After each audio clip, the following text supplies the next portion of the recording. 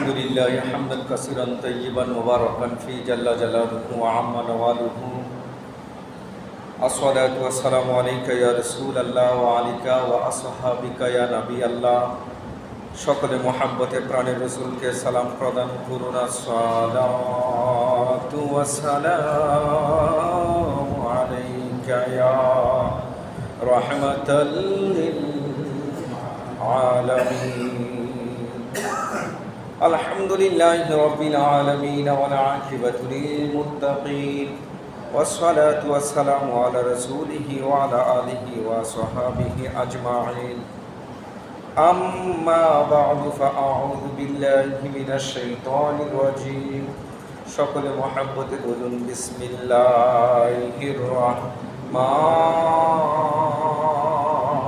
রহিম وأقيموا الصلاة وآتوا الزكاة واركعوا مع الراكعين يا آخر الآيات عن عبد الله بن عمر رضي الله تعالى عنه رسول الله صلى الله عليه وسلم قال صلاة الجماعة تفضل صلاة الفجر ب27 درجة يا آخر الحديث إن الله وملائكته يصلون على النبي يا أيها الذين آمنوا صلوا عليه وسلموا تسليما اللهم صل على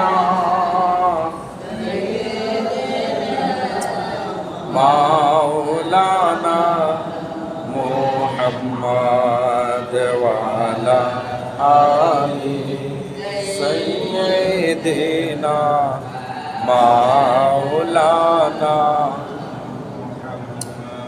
দিন থাকিতে করণে মন পরকালের ভাবনা খালি খাতে যাইবা চলে সঙ্গে কেহ যাবে না আল্লাহুম্মা সাল্লি আলা سيدنا مولانا محمد وعلى آل سيدنا مولانا كلمة لا إله إلا الله محمد رسول الله صلى الله عليه وسلم আলহামদুলিল্লাহ আল্লাহ পাকের দরবারে বিনীত শুকর যে আল্লাহ তাবারক ওয়া তাআলা এই শাওয়াল চাঁদের দ্বিতীয় জুমা আল্লাহর ঘর পুত পবিত্র মসজিদে আসার বসার আমাদেরকে আল্লাহ পাকের জিকির নবীর উপর দুরূদ পড়ার যিনি শক্তি দিয়েছেন আসুন সেই রব তাআলার দরবারে শুকরিয়া আদান করি আলহামদুলিল্লাহ আর একটু মহব্বতে বলি আলহামদুলিল্লাহ অগণিত অজস্র তারিফ সে আল্লাহ তাবারক ওয়া তাআলার দরবারে যে আল্লাহ তাবারক ওয়া তাআলা আমাদেরকে এমন এক নবীর উম্মত করেছেন যিনি হলেন রাহিতুল আশিকিন সিরাজুল মুনির শামসুদ্দোহা বদরুদ্দুজা যেই নবী হলেন শাফিউল মুজনবিন দুজাহানের বাদশা নবী ওই নবীর উম্মত হওয়ার মতো আমাদেরকে সুযোগ সুব্যবস্থা করে দিয়েছেন আমরা বলি আলহামদুলিল্লাহ বাবাজিরা আমার আমি কোনো এক সময় বলেছিলাম যে আপনাদেরকে নিয়ে জামাতের গুরুত্ব সম্পর্কে আলোচনা করব আজকে মনস্থ করেছি জামাতের গুরুত্ব নিয়ে আলোচনা করার আল্লাহ পাক রব্বুল আলামিন আমাদেরকে শোনার এবং আমল করার তৌফিক দান করুক সকলে বলি আল্লাহুম্মা আমিন আরেকটু মহব্বতে বলি আল্লাহুম্মা আমিন বাবাজিরা আমার আল্লাহ পাক রব্বুল আলামিন এই পৃথিবীর জমিনে বড় আদর বড় মহব্বত আমাদেরকে ইজ্জত সম্মান দিয়ে আল্লাহ পাক রব্বুল আলামিন আমাদেরকে পৃথিবীতে পাঠিয়েছেন তার ইবাদতের জন্য ঠিক কিনা বলেন কিসের জন্য ইবাদতের জন্য আমরা যেন এই পৃথিবীতে বেশি বেশি ইবাদত বন্দেগী করতে পারি আমরা সেই টার্গেট নিয়ে আজকের আলোচনা যেন শোনার মতো তৌফিক দান করে সকলে বলি আল্লাহুম্মা আমিন জামাতে নামাজ পড়া আল্লাহ রাব্বুল আলামিন ও তার রাসূল সাল্লাল্লাহু আলাইহি সাল্লাম মানুষদেরকে জামাতের সাথে নামাজ আদায় করার নির্দেশ প্রদান করেছেন। কেননা জামাতের সাথে নামাজ পড়ার অনেক ফজিলত রয়েছে। নামাজের জামাত হয়, কিন্তু যারা জামাত অংশগ্রহণ করে না, রাসূল পাক সাল্লাল্লাহু আলাইহি সাল্লাম তাদের ঘর বাড়ি জ্বালিয়ে দেওয়ার ইচ্ছা পোষণ করেছিলেন। যারা মুমিন তারা সবসময় নামাজের অপেক্ষায় থাকেন। এক নামাজ পড়ে আসার পর আরেক নামাজের আজান কখন হবে, সে জামাতের সাথে কখন নামাজ আদায় করবে, সে অপেক্ষায় থাকে। সকলে বলে আল্লাহুম্মা আমিন। বিশেষ করে আপনারা জানেন আরশের ছায়া ব্যতীত কোনো ছায়া থাকবে না। যেদিন হাসরের মাঠ, ওই আরশের ছায়ার মধ্যে 7 শ্রেণীর মানুষ জায়গা পাবে। এক শ্রেণীর মানুষ হলো যাদের মন সদা সর্বদা মসজিদে লটকানো থাকে। বল সুবহানাল্লাহ। যাদের মন, যাদের দিল অন্তর মসজিদের দরজায় লটকানো থাকে। তা বলবেন হুজুর এটা লটকানো থাকে কিভাবে? এটা হলো এই, আপনি যখন রাতে ঘুমাবেন ফজরের টার্গেট করবেন আমি জামাতের শহীদ নামাজ আদায় করব, অপেক্ষা করবেন। জামাতের শহীদ নামাজ আদায় করলেন, আবার নামাজ আদায় করার পরে ফজর জোহরের অপেক্ষা করবেন, মানে কখন মুয়াজ্জিন হাইয়া আলাস সালাহ বলে ডাকবে আপনি নামাজে আসবেন। আবার জোহর বলেন, আসরের জন্য আপনি অপেক্ষায় করলেন না, হাইয়া আলাল ফালাহ কখন আপনাকে ডাক দিবে, মানে কল্যাণের দিকে ডাক দিচ্ছেন, আপনি নামাজে আসবেন। তো মন লটকানো থাকবে জামাতে। আর এই শ্রেণীর মানুষগুলো হাসরের মাঠে তারা আরশের নিচে ছায়া পাবে। কিসের নিচে ছায়া পাবে? আরশের নিচে তাদের ছায়া হবে। বলে আলহামদুলিল্লাহ। আমরা কি সবাই আরশের নিচে ছায়ার নিচে থাকতে চাই কি চাই না? একটু মহাব্বতে বলুন, আমরা আরশের নিচে থাকতে চাই কি চাই না? আরশের নিচে থাকতে হলে আপনাকে জামাতের প্রতি মহাব্বত রাখতে হবে কি হবে না? এই জন্য আজকে জামাতের গুরুত্ব নিয়ে আলোচনা করছি। বিসমিল্লাহির রহমানির রহিম। ওয়া আকিমুস সালাতা ওয়া আতুজ যাকাতা ওয়ারকাউ মা'আর রাকিঈন।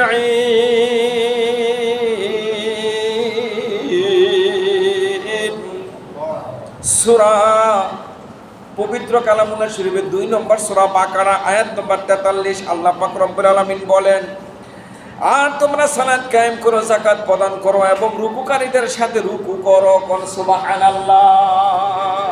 মা'আর রাকিঈন, রুকুকারীদের সাথে কি করো? রুকু করো। এটার দ্বারা জামাতের কথা বোঝানো হয়েছে। এই জন্য কোরআনে যেটা আদেশ করে সেটা আবশ্যক হয়ে যায়। এই জন্য জামাতের সহিত নামাজ আদায় করা ওয়াজিব। জামাতের সহিত নামাজ আদায় করা কি ওয়াজিব। আমরা সবাই জামাতকে গুরুত্ব দিতে চাই কি না? সবাই চাই কি না? 1 নম্বর পয়েন্ট, আমি 20টা কথা বলবো আজকে। 1 নম্বর চলে গেল কোরআন থেকে সূরা বাকারা 43 নম্বর আয়াত। 2 নম্বর কথা হলো জামাতে নামাজ পড়ার ফজিলত। আন আব্দুল্লাহ ইবনে উমর রাদিয়াল্লাহু তাআলা আনহু أن رسول الله صلى الله عليه وسلم قال صلاة الجماعة تفضل صلاة الفجر ب27 درجة। আব্দুল্লাহ ইবনে উমর রাদিয়াল্লাহু তাআলা আনহু থেকে বর্ণিত, আল্লাহ রাসূল সাল্লাল্লাহু আলাইহি ওয়াসাল্লাম ইরশাদ করেন, জামাতে নামাজ আদায় করা একাকী নামাজ আদায় করার চেয়ে 27 গুণ সওয়াব বেশি। কোন সুবহানাল্লাহ। একা নামাজ পড়লে কয় গুণ? 1 গুণ। আর জামাতে নামাজ আদায় করলে কত গুণ? 27 গুণ। তাহলে আমরা 1 চাই না 27 চাই? 27 চাই। সবাই বলি কত চাই? 27 চাই। কাবা ঘুরে নামাজ 1 রাকাত নামাজ পড়লে কত রাকাতের সওয়াব? 1 লক্ষ রাকাতের সওয়াব। মদিনায় নামাজ পড়লে নবীর মসজিদে, ওখানে নামাজ পড়লে 1 রাকাতে কত রাকাতের সওয়াব? 50,000 রাকাতের সওয়াব।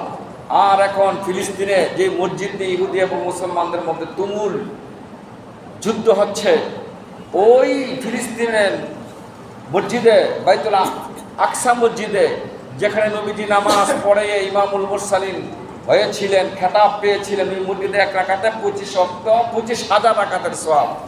আর এছাড়া বাকি সব মসজিদ এক সমান। ঠিক কিনা বলেন? হ্যাঁ, অনেকে বলে টুঙ্গিরে ইজতেমায় গেলে 79 কোটি রাকাতের 1 রাকাতে। নাউজুবিল্লাহ। না, আল্লাহ রাসূল সাল্লাল্লাহু আলাইহি ওয়াসাল্লাম হাদিস শরীফে বলেছেন 3 মসজিদ ব্যতীত সব মসজিদের সমান। কিন্তু জামাতের সহিত যদি একাকী চাইতে জামাতে নামাজ আদায় করলে 27 গুণ সওয়াব। তাইলে আমরা জামাতে নামাজ পড়ার সাথে কোনো সবসময় অর্জন করতে চাই। সকলে বলে আল্লাহুম্মা আমিন। তারপরে 3 নম্বর যে কথাটা বলবো, মসজিদের উদ্দেশ্যে বের হলে হজের সওয়াব হয়। কিসের সওয়াব হয়? হজের সওয়াব। আন আবি উমামাতা রাদিয়াল্লাহু তাআলা আনহু আন্না রাসূলুল্লাহি সাল্লাল্লাহু আলাইহি ওয়াসাল্লাম قال من خرج من بيته متطهرا الى صلاه مكتوبه فاجره كاجر الحج المحرم ومن خرج الى تسبيح الضحى لا ينسبه الا اياه فاجره كاجر المعتمر।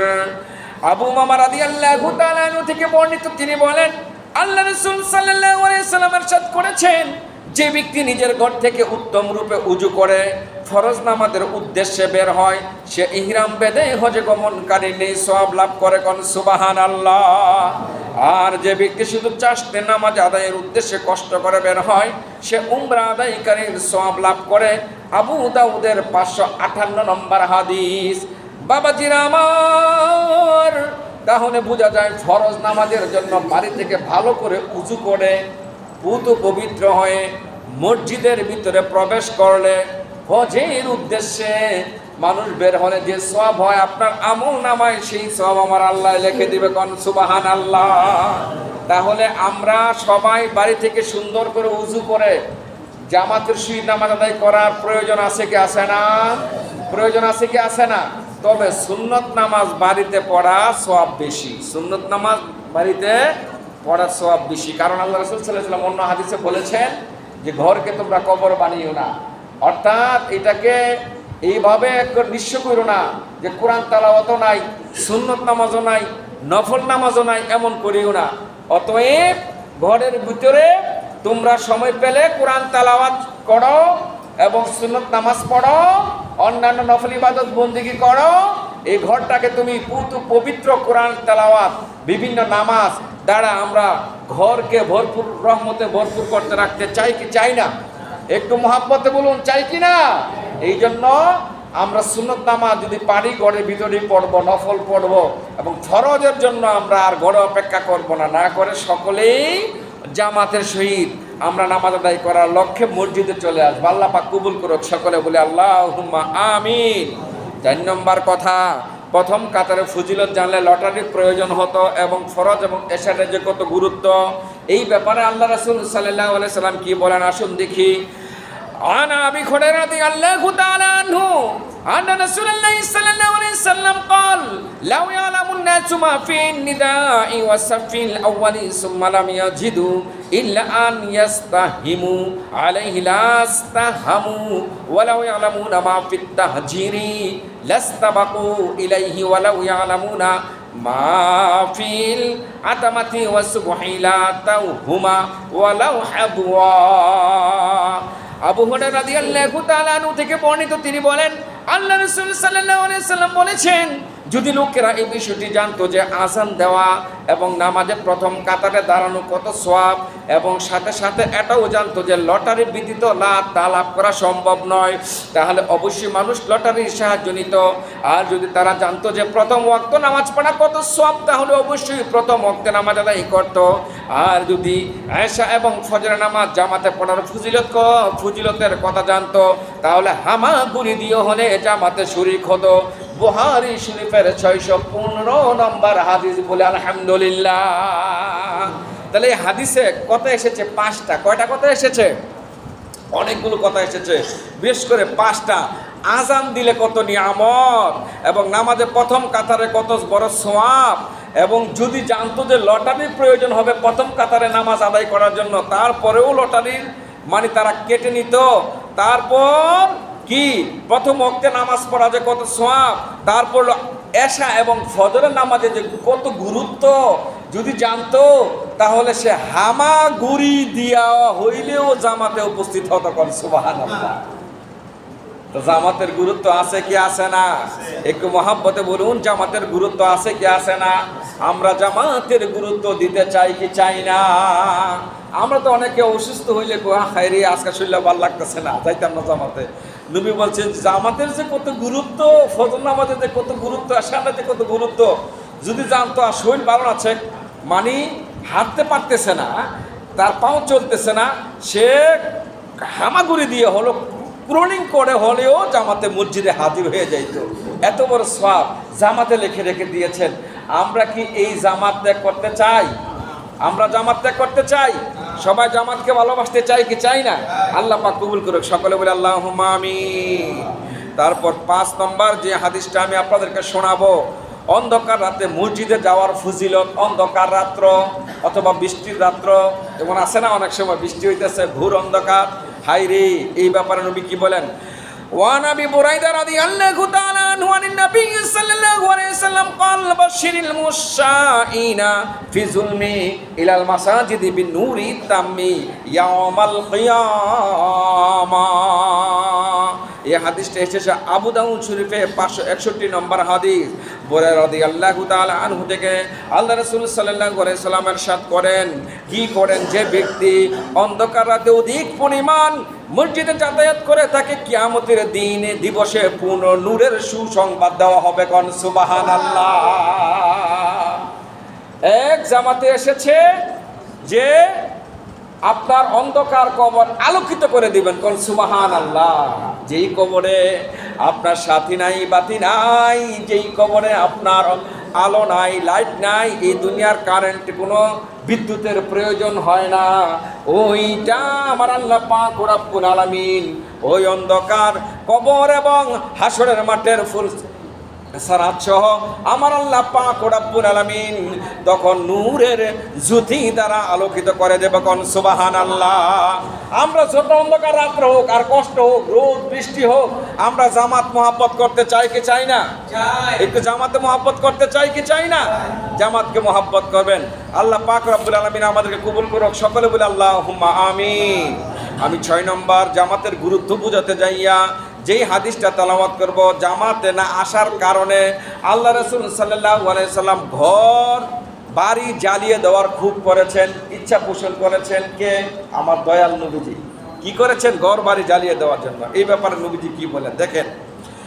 وعن ابي هريره رضي الله تعالى عنه ان رسول الله صلى الله عليه وسلم قال والذي نفسي بيده لقد هممت ان امروا আন আমরা বিহাতাবিন ফায়ুহতাবা সুম্মা আমারা বিসসালাতি ফায়ুআযিনু লাহা সুম্মা আমারা রাজুলান উম্মান নাস সুম্মা উখালিফা ইলা রিজালিন ফাউহারিকা আলাইহিম বুয়ুতাহুম।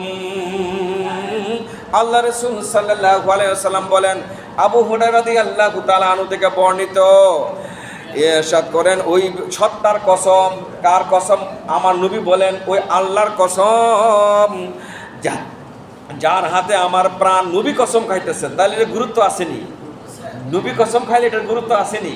নবী নিজে কসম খাইতেছে। আহা, আমার ইচ্ছা হয় কিছু লোককে জ্বালানি কাঠ সংগ্রহ করার হুকুম দেই, জ্বালানি কাঠ, লাকড়ি, তারপর নামাজের নির্দেশ দেই, নামাজের ইকামত বলা হবে, আর অন্য কাউকে ইমামতি নির্দেশ দেই, আমি অন্য কাউকে ইমামতি নির্দেশ দেই, অথবা আমি যারা জামাতে শামিল হয়নি, অর্থাৎ আমি নিজে, নবী বলতেছে আমি নিজে, জামাতে যারা শামিল হয়নি তাদের বাড়ি ঘরগুলো জ্বালিয়ে দেই। কোন সুবহানাল্লাহ। তাদের ঘরগুলো আমি জ্বালিয়ে দেই। কত বড় নবীজি, মানে নবীর ইচ্ছা হইতেছে তাদের ঘর বাড়িগুলো জ্বালিয়ে দেই। তাহলে এই জামাতের গুরুত্ব আছে না? আসেনি? বুখারী শরীফের 644 নম্বর হাদিসটা, বুখারী শরীফের, যেটা কোরআন এবং কোরআনের পরে স্থান, 86 অন্যতম যেটা বুখারী শরীফ। ওই বুখারী শরীফ আল্লাহ রাসূল সাল্লাল্লাহু আলাইহি সাল্লাম বলতেছেন, আমার মনটা চায় যে আমি আমার সাহাবীদেরকে বলি, তোমরা লাকড়ি নিয়ে আসো, জ্বালানি নিয়ে আসো, তেল নিয়ে আসো, এবং একামত হওয়ার পরে আমার জায়গাটার মধ্যে আমি অন্যান্য সাহাবীদেরকে বল, তোমরা ইমামতি করো, আর আমার সাথে কিছু লোক চলো, আমি যারা বাড়িতে আছে এদের ঘর বাড়িগুলো জ্বালায়া পুরে ভূস্মিত করে দিই। কত বড় গুরুত্বপূর্ণ কথা, কত বড় গুরুত্বপূর্ণ কথা। তা কেন সাহাবীরা কয়, ইয়া রাসূলুল্লাহ, এই কাজটা করেন না কেন, জ্বালান না কেন, বাড়িঘর পুরান না কেন? 7 নম্বর দলিলের মধ্যে মহিলা এবং শিশুরা না থাকলে ঘর বাড়ি জ্বালিয়ে দেওয়া হতো। এই ব্যাপারে আমার নবী বলেন, وعن ابي هريره رضي الله تعالى عنه قال قال رسول الله صلى الله عليه وسلم لا ما في البيوت মিনান নিসাই ওয়া যুররিয়াতি লাকামতু সালাতাল ইশাই ওয়া আমারতু ফিতয়ানি ইউখরিকুনা মা ফিল বুয়ুতি বিন্নার। আবু হুরায়রা রাদিয়াল্লাহু তাআলা আনহু থেকে বর্ণিত, আল্লাহ রাসূল সাল্লাল্লাহু আলাইহি সাল্লাম বলেছেন, যদি ঘরসমূহে মহিলা এবং শিশুরা না থাকতো তাহলে আমি এশার নামাজের জামাত কায়েম করে আমার যুবকদেরকে নিয়ে দিতাম, তারা যেন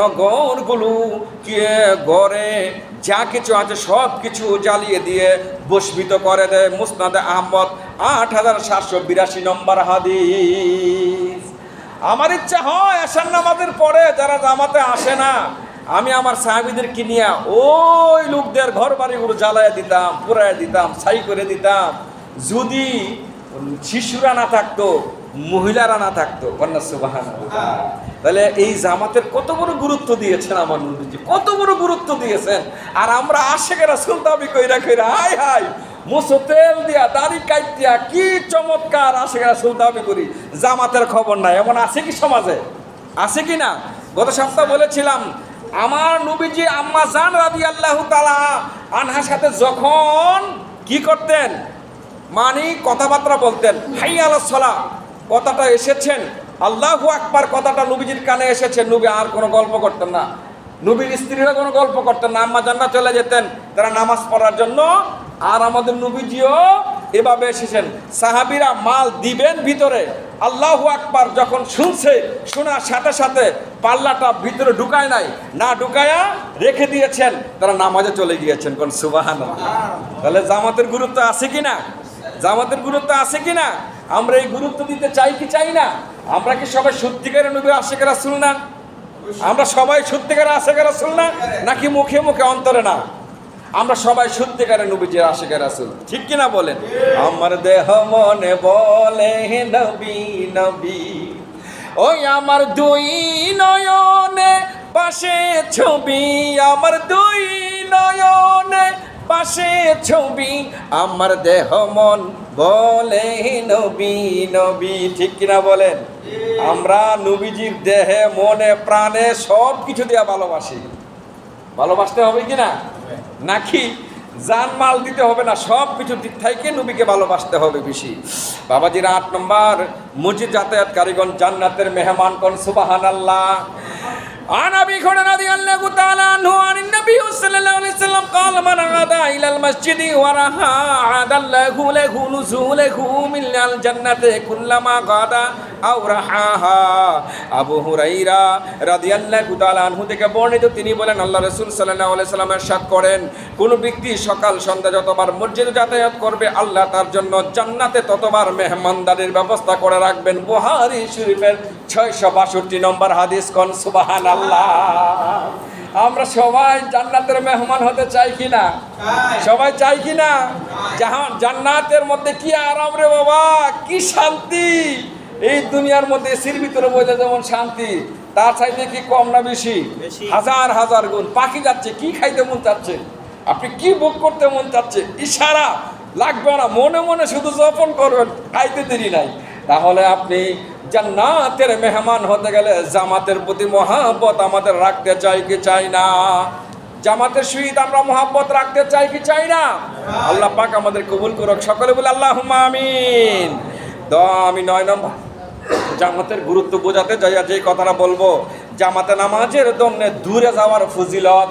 কোথায় দূরে যাওয়ার ফজিলত? হ্যাঁ, দূরে যাওয়ার ফজিলত আছে কি না?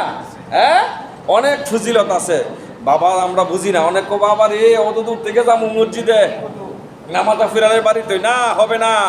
আমার নবী যেন কি বলেন, আন আবি মুসা রাদিয়াল্লাহু তাআলা আনহু قال قال النبي صلى الله عليه وسلم اعظم الناس اجرا في الصلاه ابعدهم فابعدهم ممشى। আবু মুসা রাদিয়াল্লাহু তাআলা আনহু থেকে বর্ণিত, তিনি বলেন নবী করিম সাল্লাল্লাহু আলাইহি ওয়াসাল্লাম ইরশাদ করেন, মসজিদ থেকে যত দূরে বেশি তো দূরত্ব অতিক্রম করে নামাজ পড়তে আসে তার তত বেশি সওয়াব হবে। বুখারী শরীফের 551 নম্বর হাদিস। কোন সুবহানাল্লাহ। তো যত বেশি দূরে তার মসজিদ তার তত বেশি সওয়াব। যে কাইকে কাইকে সওয়াব জান্নাতের পথে আগাবে। এই জন্য সাহাবীরা অনেকের বারে যাদের কাছে আসছিল আর দূরে গিয়ে বাড়ি করছে, মানে সওয়াবের বেশির জন্য। হ্যাঁ, আমাদের জাফর সে আজকে ফজর নামাজ মানে মুসল্লি কিন্তু সে মিস করে না, আইসা এই মসজিদ পরিষ্কার করে সকালে তারপর বাসায় গেছে, তাহলে তার একটা সওয়াব আছে কি নি? আসেনি। আর মসজিদকে যদি কেউ ভালোবাসা পরিষ্কার করেন, এইটা পৃথিবীতেও তার 100% তার ফলাফল দিবে, কারণ সুবহানাল্লাহ। এই জন্য মসজিদে পরিষ্কার করবেন, একটা গামছা নিয়েছে, একটা রুমাল নিয়ে আসছেন, মসজিদের পিলারটার এমনি একটু মুছবেন, এই জায়গাটার এমনি একটু মুছবেন, মহাব্বত করবেন। এই যে মোছাটা, এটা আমার আল্লাহর ঘর, কাবা ঘর, আপনি যেতে পারছেন না, সামর্থ্য নাই, এইটাকে মহাব্বত করলেন, এটাকে একটু মহাব্বত করে মুছে দিলেন, এইটাও কাবা ঘরের আপনার মহাব্বত করা শামিল। এই জন্য আল্লাহর ঘর মসজিদকে মহাব্বতের প্রয়োজন আছে কি আছে না? না অনেক মানে এই বড় এনো মুয়াজ্জিন এনো কি এই ইমাম সাহেব কি করো আদা রাখছি, অনেক সময় অনেক তাফালিং শুরু করে দেয় মুয়াজ্জিন ইমামের বিপদ। এই বিপদরা দিয়েন না, না দিয়া নিজে একটু কইরেন, করলে এই দুনিয়ায় তার ফলাফলটা 100% পাবেন, হাসরের মাঠে তো ইনশাআল্লাহ পাবেনই পাবেন। আল্লাহ পাক আমাদেরকে কবুল করুক, সকলে বলে আল্লাহুম্মা আমিন। তারপরে ফজরের সময় মসজিদে যাওয়ার ফজিলত এবং এই একটা কথা এসেছে আবার, হ্যাঁ, মুনাফিকদের জন্য জামাতে নামাজ পড়া অত্যন্ত কষ্টকর। এটা কি নামাজ? অনেকে বলবেন হুজুর বুঝি মুনাফিক কইছে না, আমি আপনাদেরকে বলি না, কিন্তু আল্লাহ রাসূল কি বলতেন হাদিসটি শোনাচ্ছি। আন আবি হুরায়রা রাদিয়াল্লাহু তাআলা আনহু ক্বালা ক্বালা নবী সাল্লাল্লাহু আলাইহি ওয়াসাল্লাম লাইসা সালাতুন আসকালা আলাল মুনাফিকিনা মিনাল ফাজরি ওয়া ইশাই ওয়ালাউ ইয়ালামুনা মা ফিহিমা লা তাওহুমা ওয়ালাউ হাবুয়া। আবু হুরায়রা রাদিয়াল্লাহু তাআলা আনহু থেকে বর্ণিত, তিনি বলেন আল্লাহ রাসূল সাল্লাল্লাহু আলাইহি ওয়াসাল্লাম ইরশাদ করেন, মুনাফিকদের জন্য ফজর এবং এশারের সালাত ভীষণ কঠিন হবে। কত টাকা? দেখি আমার কথা, এটা কোন হাদিসে? বুখারী শরীফের 557 নম্বর হাদিস। বুখারী শরীফে নবীর হাদিসটা বর্ণনা এসেছে, 557 নম্বর হাদিস। এশার নামাজ এবং ফজর নামাজ কষ্ট কাদের জন্য? যারা মুনাফিক প্রকৃত মানুষের। এটা সরাসরি হাদিসে এসেছে, আমি হাদিসের বাংলাটা বলছি, আবার বলি। আবু হুরায়রা রাদিয়াল্লাহু তাআলা বর্ণিত, তিনি বলেন আল্লাহ রাসূল সাল্লাল্লাহু আলাইহি ওয়াসাল্লাম ইরশাদ করেন, মুনাফিকদের জন্য ফজর এবং এশারের সালাত ভীষণ কঠিন কষ্টকর হবে। আর যারা প্রকৃত মুমিন ঈমানদার, তাদের জন্য ফজর এবং এশার নামাজ পড়া খুব সহজ হবে। কোন সুবহানাল্লাহ। তারা যদি এই দুই নামাজের ফজিলত সম্পর্কে জানতো রে, তাহলে হামাগুড়ি দিয়ে হলেও জামাতে শরীক হইয়া যাইতো। কোন সুবহানাল্লাহ। তারা যদি ফজর এশারে যে কত গুরুত্ব, আল্লাহর কাছে যে কত মর্যাদা, তারা যদি জানতো, ফজর এবং এশারের জন্য হামাগুড়ি দিয়া কোল্ডিং কইরা তারা ফজর নামাজ এবং এশার নামাজ আদায় করত। কোন সুবহানাল্লাহ। জাস্টিস আমরা নিজে, বিচারক আমরা নিজে হই। আমার বিচারক যদি আমি হই, আমার বিচার করার জন্য অন্য পাড়া প্রতিবেশী কেউ লাগবে না। এই জন্য জাস্টিস হয়ে যায়। আমরা দেখি ফজর এবং এশার নামাজটা পড়া আমার জন্য সহজ হয় কিনা। যদি সহজ হয়, তাহলে আল্লাহ রাসূল যে বলেছেন সরাসরি হাদিসে, মুনাফিক থেকে মুক্ত, ঈমানদার সে, কোনো বেজাল নাই। আমরা ফজর এবং এশার নামাজ জামাতে আদায় করার জন্য সবাই মন মানসিকতা তৈরি করার প্রয়োজন আছে কি আছে না? দরকার আছে কি আছে না? আল্লাহ পাক কবুল করুক, সকলে বলি আল্লাহুম্মা আমিন। আমি 11 নম্বর যেটা বলবো, নামাজের অপেক্ষায় বসে থাকা। কিসের অপেক্ষায়? বাবার আমাদের কথা, আমরা বাঙালি জাতীয় আছি, ইমন বুঝছেন না? করে মাশাআল্লাহ মুসল্লি। আমার আল্লাহ বলেন, নুস্তাঈনু বিস-সাবরি ওয়াস-সালাহ, নামাজের মাধ্যমে তুমি ধৈর্যশীল হও। কিসের মাধ্যমে? জবান খুলে বলুন, কিসের মাধ্যমে? নামাজের মাধ্যমে তুমি ধৈর্যশীল হও। মানে নামাজ আইজা আমরা অধৈর্য হয়ে যাই। মাছ যেমন পানিতে থাকলে খুব খুশি, আর যখন তাকে পারে তোলা হয়েছে ছটফট করে কিভাবে পানিতে নেমে যাবে। প্রকৃত মুমিন যারা মসজিদে আসলে তারা শান্তি আর শান্তি, শান্তি আর শান্তি। আর মুনাফিক মার্কা যখন কিছু মুসল্লি থাকবে, তারা মসজিদ থেকে বাইর হওয়ার জন্য পাগল পাড়া হয়ে যাবে। এটা নবীর আমলে ছিল, আমাদের আমলেও আছে। এই জন্য আমার নবী বলেন, ও আমার সাহাবীরা, ও আমার উম্মতরা শোনো, عن أبي هريرة رضي الله تعالى عنه أن رسول الله صلى الله عليه وسلم قال الملائكة تصلي على أحدكم ما دام في مصلاه ما لم يحدث اللهم اغفر له اللهم ارحمه لا يزول أحدكم في صلاة ما دامت الصلاة تحبسه لا يمنع أن ينقلب إلى أهله إلا الصلاة চিৎকার দিয়ে বলে আলহামদুলিল্লাহ। অর্থাৎ আবু হুরায়রা রাদিয়াল্লাহু তাআলা আনহু বর্ণিত আল্লাহ রাসূল সাল্লাল্লাহু আলাইহি ওয়াসাল্লাম ইরশাদ করেন, যতক্ষণ কেউ উযুর সাথে নামাজের অপেক্ষায় নামাজের পাটিতে বসে থাকে ততক্ষণ ফেরেশতা তার জন্য এই বলে দোয়া করতে থাকে, আল্লাহুম্মা গফির, আল্লাহ তাআলাকে তুমি ক্ষমা করো, আল্লাহুম্মা রাহমনি, আল্লাহ তুমি তার উপর রহম করো। আর তোমাদের মধ্যে যার নামাজ তাকে বাড়ি ফিরে যাওয়া থেকে বিরত রাখে তাকে নামাজরত বলে ধরা হবে। বুখারী শরীফের 659 নম্বর হাদিস। কোন সুবহানাল্লাহ। নামাজের অপেক্ষা করতেছেন, এখন নামাজের অপেক্ষায় আছেন না? আপনি নামাজের অপেক্ষায় আছেন, এখনো জামাত শরীক হয় নাই। বাবারে, আমার অনেক সময় ওয়াজ করতে করতে হুজুররার এমন হয় না 10 মিনিট 5 মিনিট লেট হয়ে যায়, এমন হয় না? হয় কি না? অনেক মানুষ অশান্তি, হাই রে কি করতে আছে রে হুজুরে, এখনো জামাত ছুরি কইতে যাইতেছে 10 মিনিট, এমন কিন্তু আছে না। বাবা, এমনটা করবেন না। নামাজে যখন এসেই পড়েছেন ধৈর্যশীল হন, কারণ নামাজ আপনাকে ধৈর্যশীল না বানাতে পারলে আপনি কিসের নামাজি হইলেন? আমার নবী বলেন, ওরে আমার উম্মত, এখনো জামাত শুরু হয় নাই, তুমি অপেক্ষায় আধা ঘন্টা 1 ঘন্টা, এই 1 ঘন্টায় তোমার আমল নামায় জামাতের সব আমার আল্লাহ লিখে দিবেন। কোন সুবহানাল্লাহ। তাহলে নামাজের অপেক্ষা করার দরকার আছে কি আছে না? নাকি হুজুর হুজুর হুজুর একটু ইশারা দেয়, এমন আছে না? ঘড়ির দিকে তাকান, হুজুরে ঘড়ির টাইম চিনে, হুজুর ইশারাও বুঝে, হুজুর ব্যাকল না আপনাদের ইমামতি করে, এই জন্য এমন করে আপনারা ইশারা দেওয়ার প্রয়োজন নাই, অপেক্ষা করেন। সব আছে কি আছে না? আছে কি আছে না? যদি এইটা না করতে পারলেন মনে করবেন আপনার ভিতর খুচুর খুচুর শুরু হয়ে গেছে, এখনো প্রকৃত মুসল্লি হতে পারেন নাই। আগে মুসল্লি হন, তারপরে আপনি আপনার এই জীবনটা সফল কাম হবে। আমাদের জীবনটা সফল কাম হোক, এটা আমরা চাই কি চাই না? একটু মহাব্বতে বলুন, চাই কি চাই না? 11 নম্বর দলিলটা দেব নামাজের অপেক্ষায়, এটা শেষ। 12 নম্বর যেটা দেব, বিনা উযুরে জামাত ছেড়ে দিলে নামাজ কবুল হবে না। কথাটা কার? কথাটা কার? এই নবী কি বলে দেয়? আয় হায়। عن ابن عباس رضي الله تعالى عنه قال رسول الله صلى الله عليه وسلم من سمع المنادي فلن يمنعه من اتباعه عذر قالوا وما العذر قال خوف أو مرض أو تقبل منه الصلاة التي صلى আব্দুল্লাহ ইবনে আব্বাস রাদিয়াল্লাহু তাআলা বর্ণিত, তিনি বলেন আল্লাহ রাসূল সাল্লাল্লাহু আলাইহি ওয়াসাল্লাম ইরশাদ করেছেন, যে ব্যক্তি আযান শোনার পরে কোনো উযুর ব্যতীত জামাতে উপস্থিত হয় না, বরং ঘরে একাকী নামাজ আদায় করে, তবে তার নামাজ কবুল হয় না। কেডা বলছে? আবু দাউদ শরীফের 551 নম্বর হাদিস। বাবা, গভীর মনোযোগ। নবী বলছে তার নামাজ হয় না। সাহাবাগণ জিজ্ঞাসা করলেন, উযুর বলতে কি বোঝায়? তখন আল্লাহ রাসূল বললেন, কোনো বিপদের আশঙ্কা কিংবা মারাত্মক কোনো রোগ ব্যাধি হলে আসতে পারে না, তার পাওয়ার চলে না, কিন্তু এমন মানুষ হলো উযর। আমার নবীজির জীবনীটা কইলা দেখেন, নবীজির 2 পাও চলে না। নবীজির কয় পাও চলে না? 2 পাও চলে না। শেরে খোদা আলী আর অন্য এক সাহাবীর কাঁধে বর করলেন। আমার নবী বললেন, হে আলী, তুমি আমাকে জামাতে নিয়ে যাও, আমাকে জামাতে নিয়ে যাও। সাহাবীরা বলে, হুজুর আপনার তো পাওয়ার চলে না। আমার নবী বলে, পাও না চললো, মন মানে না। কোন সুবহানাল্লাহ। আমার নবীজি সাহাবীদের কাঁধে ভর করে করে পাও কিন্তু কাইট দিতে পারে না, কাইট দিতে পারে না।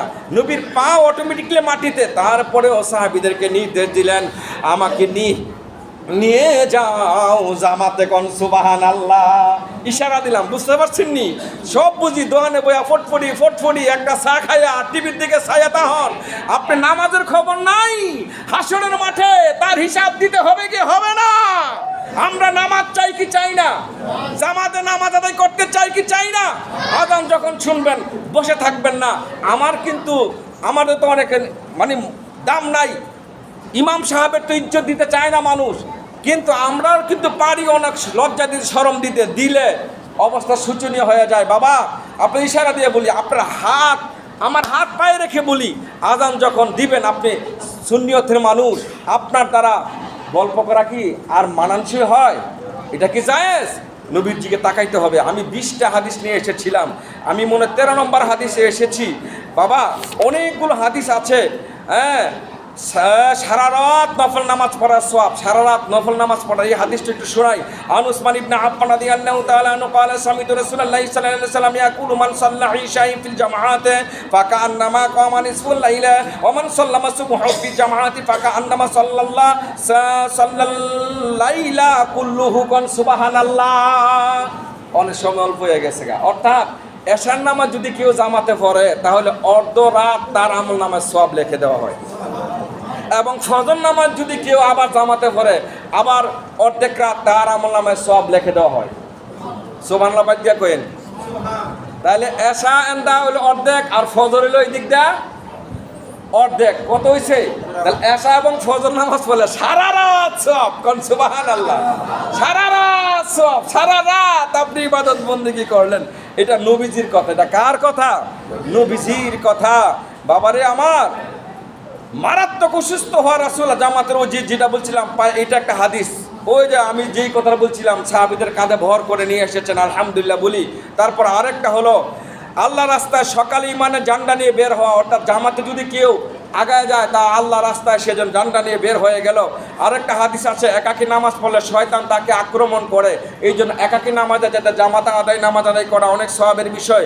জামাতে নামাজ পড়ার যে কত বড় সওয়াব আল্লাহ পাক রব্বুল আলামিন কোনো এক সময় পাইলে বাকি আরও 7টা হাদিস আছে, আমরা যেন এগুলো জামাতকে মহব্বত করতে পারি, জামাতকে সূর্যের নামাজ আদায় করতে পারি, সেই তৌফিক দান করুক সকলে বলে আল্লাহুম্মা আমিন। যারা সুন্নত পড়ে নাই সুন্নত পড়ে।